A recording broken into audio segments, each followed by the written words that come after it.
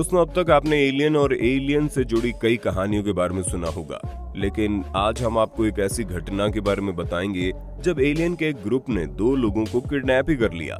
जब एलियन के इस ग्रुप ने सिर्फ किडनैप ही नहीं किया, बल्कि उन दो लोगों के ऊपर तरह तरह के एक्सपेरिमेंट भी किए। लेकिन वे एलियन इतने अच्छे थे कि एक्सपेरिमेंट करने के बाद उन दोनों को सही सलामत वापस भी भेज दिया। ये घटना 19 सितंबर साल 1961 की है, जब बार्नी और बेटी नाम का एक कपल छुट्टियां मनाने के बाद अमेरिका के साउथ हैम्पटन में अपने घर जा रहे थे। वे लोग अपने कार से घर जा रहे थे और रात के करीब 10:30 बज रहे थे। तभी बेटी बोलती है कि उसे आसमान में कुछ अजीबोगरीब सा चमकता हुआ चीज दिखाई दे रहा है, जिसके बाद बार्नी भी अपनी खिड़की से बाहर झांककर उस चमकदार चीज को देखने लगती है। बार्नी बोलता है कि वो कुछ और नहीं बल्कि जुपिटर है, जो कि शायद आज पृथ्वी के बेहद करीब आ गया है। लेकिन बेटी को ये चीज थोड़ी अलग दिखाई दे रही थी, इसलिए उसने अपने कार में मौजूद दूरबीन को निकाला और दूरबीन की मदद से उस अजीबोगरीब से चमकीली चीज को देखने लगती है। जिसके बाद वो बड़ी हैरानी के साथ बोलती है कि ये जुपिटर नहीं बल्कि कोई अजीबोगरीब सा हवाई जहाज दिखाई दे रहा है। बार्नी तुरंत उस दूरबीन को अपने हाथ में ले लेता है और वो भी उसे देखना शुरू करता है। जिसके बाद उसे समझते देर ही नहीं लगती कि वो चमकीली चीज कुछ और नहीं बल्कि एक उड़न तश्तरी यानी यूएफओ है। बार्नी और बेटी को वो ऑब्जेक्ट इतना अजीबोगरीब लग रहा था कि वे उसे और करीब से जानना चाहते थे और उन दोनों ने अपने कार से उस ऑब्जेक्ट का पीछा करना शुरू कर दिया। वो ऑब्जेक्ट धीरे धीरे धरती के और करीब आता जा रहा था और ये दोनों लोग अपने कार से उस ऑब्जेक्ट का लगातार पीछा कर रहे थे। कुछ किलोमीटर दूर तक पीछा करने के बाद उन्हें महसूस होता है कि अब वो ऑब्जेक्ट भी कहीं और नहीं बल्कि उनकी तरफ ही बहुत तेजी से बढ़ रहा है। अभी तक तो वो दोनों उस ऑब्जेक्ट के बारे में जानना चाहते थे, लेकिन अब उन दोनों को डर लगने लगता है और वे दोनों जल्दी से अपने कार को मोड़कर वहां से भागने लगते हैं। लेकिन यूएफओ जैसा दिखने वाला वो ऑब्जेक्ट पूरी रफ्तार से कार के करीब आ जाता है। अब बार्नी और बेटी अपनी कार को रोकने का निर्णय लेते हैं और वे कार को हाईवे के बीच में रोक देते हैं। वो फ्लाइंग ऑब्जेक्ट भी कार के पास ही हवा में रुक जाता है और उससे एक बहुत ही तेज रोशनी निकलती है। कुछ देर बाद उसकी रोशनी कम होती है तो वो दोनों देखते हैं कि उस उड़न तश्तरी जैसे दिखने वाले जहाज के दरवाजे पर एलियंस जैसे 11 लोग खड़े हैं। कुछ ही देर बाद उनमें से 3 एलियन जमीन पर उतरते हैं और इनकी तरफ आगे बढ़ते हैं। ये दोनों बुरी तरह से डर जाते हैं और अपनी कार में बैठकर वहां से भागने की कोशिश करते हैं, लेकिन इसके बाद क्या होता है उन्हें कुछ भी पता नहीं चलता। वे लोग बेहोशी की हालत में पहुंच जाते हैं। उन्हें बस इतना याद आता है कि जब वो तीनों एलियन उनके करीब आए थे तो उन्हें मधुमक्खी जैसे भिनभिनाने की आवाज आ रही थी और लगभग 3 घंटे बाद वे उसी हाईवे पर लगभग 50 किलोमीटर से अधिक की दूरी पर खुद को पाते हैं।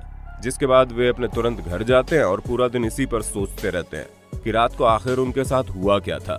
आखिर कैसे वो लोग अचानक से 50 किलोमीटर की दूरी पर पहुंच गए और वो फ्लाइंग ऑब्जेक्ट आखिर गया कहां। रात को हुई इस अजीबोगरीब घटना की वजह से वो दोनों पूरा दिन परेशान रहे, यहाँ तक कि उन लोगों को नींद में भी अजीबोगरीब सपने आने लगे थे। हैरत अंगेज तरीके से उन दोनों का रिस्ट वॉच काम करना बंद कर दिया था और उनका कार भी किसी मैग्नेटिक फील्ड की तरह काम करने लगा था, क्योंकि जब उसके कार के पास किसी कंपास को लाया जाता था तो वह अजीबोगरीब मूवमेंट करने लगता था। घर पहुंचने के बाद वो दोनों नॉर्मल नहीं हो पा रहे थे। उन्हें अजीब अजीब से ख्याल आ रहे थे। रात को उन दोनों ने जो भी कपड़े और जूते पहने हुए थे वो सभी फटे हुए हालत में थे। जब उन लोगों को कुछ समझ में नहीं आया तो उन दोनों ने 21 सितंबर 1961 को यूएस आर्मी के ऑफिसर को अपने साथ हुई घटना के बारे में फोन करके बताया।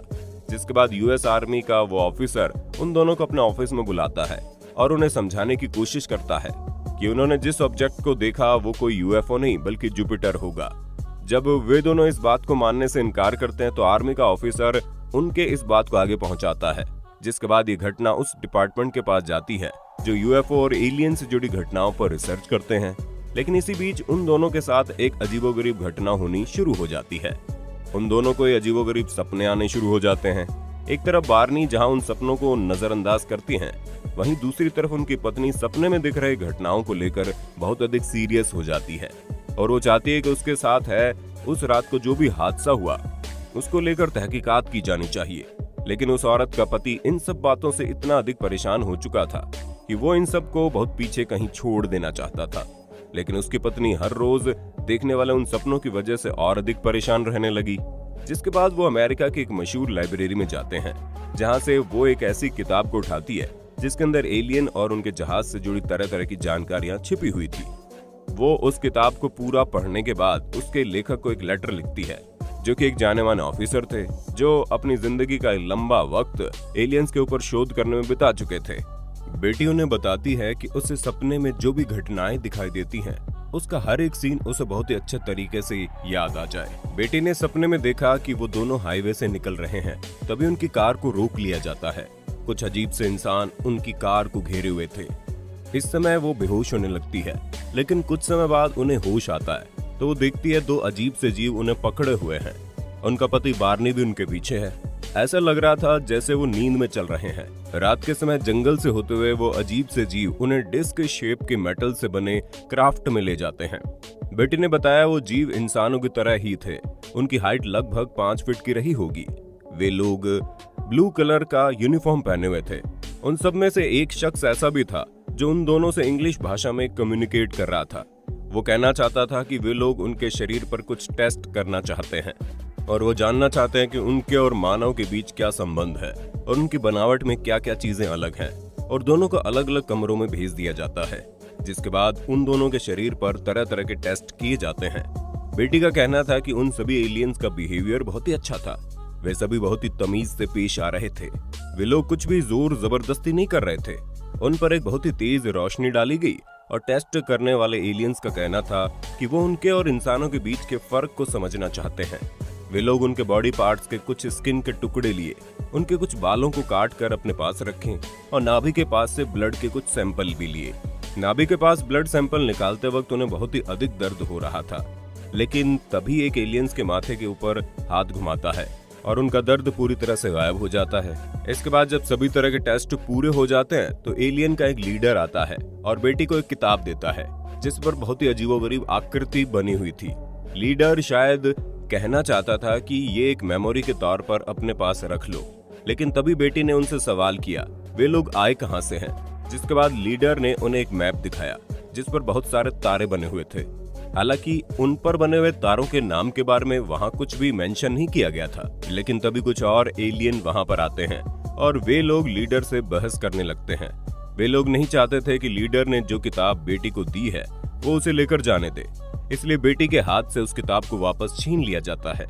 जिसके बाद कुछ लोग आते हैं और उन दोनों को उठाकर उनकी कार के पास छोड़ देते हैं और कहते हैं वो दोनों तब तक यहीं पर इंतजार करें जब तक उनका यूएफओ यहाँ से निकल नहीं जाता।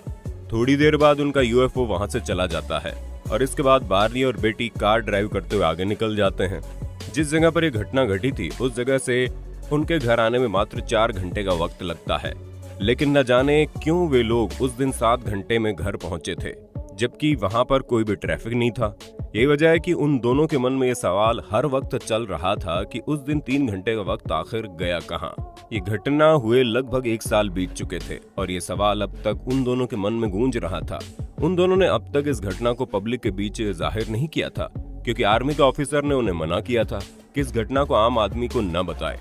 लेकिन एक दिन जब उन दोनों से रहा नहीं गया तो उन दोनों ने एक चर्च में एक भीड़ के सामने अपने साथ हुई घटना को बता दिया, जिसके बाद भीड़ में मौजूद हर एक शख्स उनसे यही सवाल करने लगा कि उस दिन 3 घंटे का वक्त आखिर गया कहां। उस दिन उस 3 घंटे के दरमियान उन दोनों के साथ क्या हुआ था कि उन लोगों के कपड़े फट गए और जूते फट गए। आखिर उन एलियन ने उनके साथ और क्या क्या किया था। जिसके बाद वे दोनों अपने इस सवाल को जानने के लिए एक ऐसे शख्स के पास गए जिसे हिप्नोसिस का बहुत ही अधिक जानकारी थी, जो किसी भी आदमी को हिप्नोटाइज करके उसके मन में छुपे हर एक जवाब को निकाल सकता था।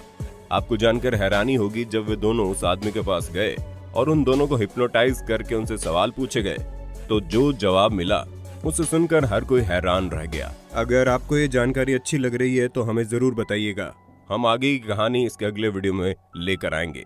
वीडियो अच्छी लगी तो लाइक कीजिए, हमारे चैनल को सब्सक्राइब करके बेल आइकन को ऑन करना बिल्कुल मत भूलना, क्योंकि the earth adventure in Hindi की टीम आपके लिए हर रोज ऐसे वीडियोस लाती रहती है।